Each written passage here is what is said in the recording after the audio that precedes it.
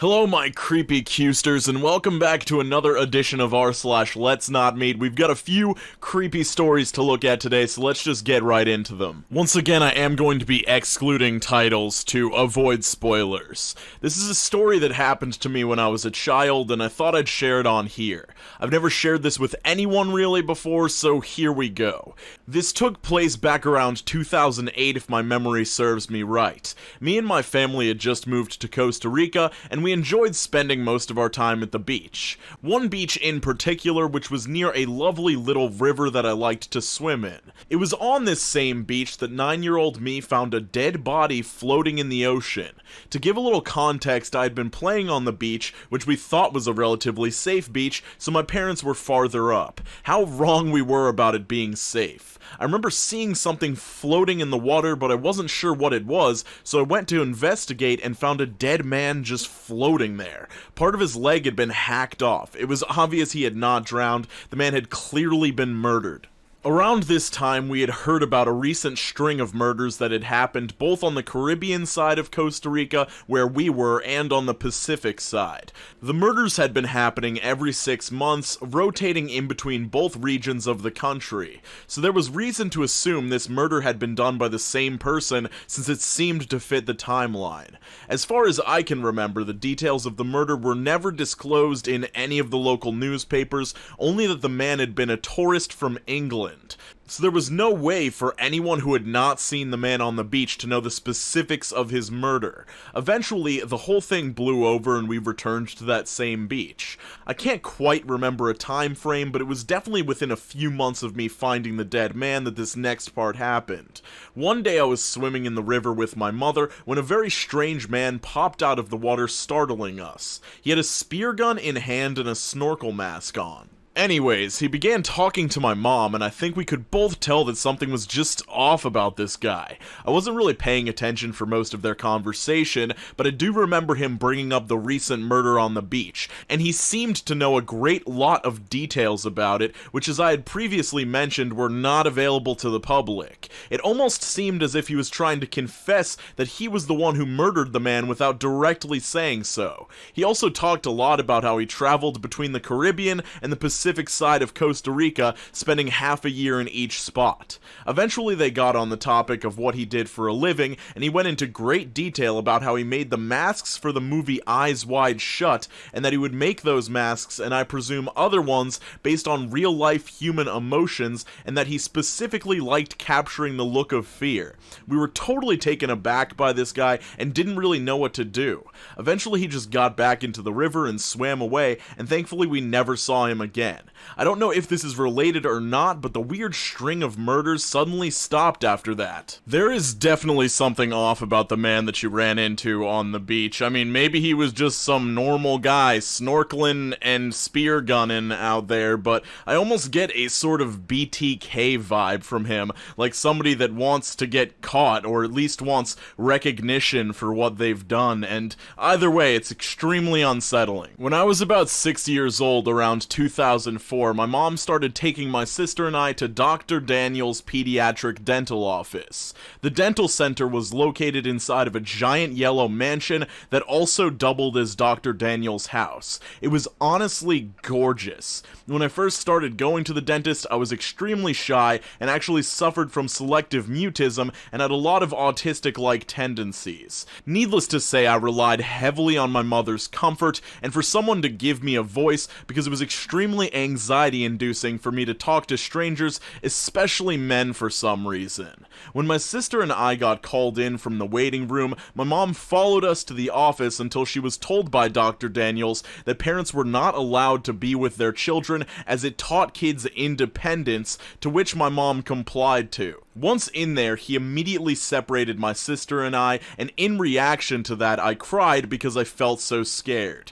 Dr. Daniels did not like crying, so he grabbed me and put his hands over my mouth and nose, shook me, and aggressively warned me that if I continued to cry and scare the other kids, that he would make my situation a lot worse. Obviously, this scared me even more, so I started to cry again. Dr. Daniels had enough and took me into his house part of the dentist's office, where he screamed at me again, grabbed me by the neck, and shoved me. His hygienist Judy came over and told me that if I continued to cry, she would spank me so hard that I wouldn't know what had hit me. Afterwards, he gave me a juice concoction and left me alone in his house for about 5 minutes until he took me back into the dental office and did work on my teeth. I guess I just instinctively knew that if I wanted to survive, I just had to act like I was not terrified and hold on the tears. All I wanted was my mommy. After the first appointment, my sister and I told my mom that we were scared of the dentist and that he was a mean man, but she just took it as me being an anxious child, so we continued to see him. Each visit was just as terrifying. Every time we pulled into the mansion, my heart just melted away inside my chest. I was so scared. It was no longer pretty to look at. Every time we went to the dentist, Dr. Daniels, or the Tooth Man as he called himself, always had us have heavy dental work procedures done. We had seals done on several baby teeth, and plenty of teeth removed, some with his fingers, with no regards to pain level at all. And often when having a tooth removal or seals done, your mouth had to be opened up with a retractor, like this. He would leave us there with the retractor on for about 45 minutes or so before he came to work on our teeth. Sometimes he would eat his lunch while we sat there with our mouth open. Probably one of the worst pains I've ever felt in my life. I remember one time when I was in about 3rd grade, I had been leaned down in the chair waiting with the retractor on for an hour. I was in so much pain I couldn't take it. I sat up on the chair and tried to scream and cry as loud as I could. Dr. Daniels came rushing over, angry as could be, took my retractors off, and then took me back into his house part again, where he screamed at me for being a big baby and scaring all the other kids. I was so sad in myself because I hadn't cried in so long, and then he took me back to the dental chair and pinned me down to my seat in a straitjacket. He then put my retractors back on and said I would have to wait longer because I caused such a scene. All I could do was shed silent tears and drool everywhere, and I couldn't even wipe it because he locked my arms. Afterwards, my mouth would become so swollen and filled with rashes. It hurt to talk for days. It would leave bruises and swells as soon as I left his chair. He would often tell my mother I was a difficult patient if I so much as winced at his torture. Once he removed 6 of my teeth at once and I could barely eat. While he ripped out teeth, he would often sing songs. It was so Sweeney Todd-like. When I was in 7th grade, I started getting some new braces, and we started seeing an orthodontist. Not long after, we stopped seeing Dr. Dan and started seeing a new dentist who was actually nice. I had never known that getting your teeth cleaned didn't have to feel like going through a saw trap. I think my mom took us out of Dr. Dan's practice when the orthodontist looked at our dental records and saw a lot of unnecessary procedures being done on our mouths. Not long ago, I was having a conversation with a friend about our childhood fears, and instantly my mind went to the Tooth Man. Curious, I googled him to see what had happened to him, and to my happiness, the practice was shut down. Also left under his name was a Yelp page that was still left up.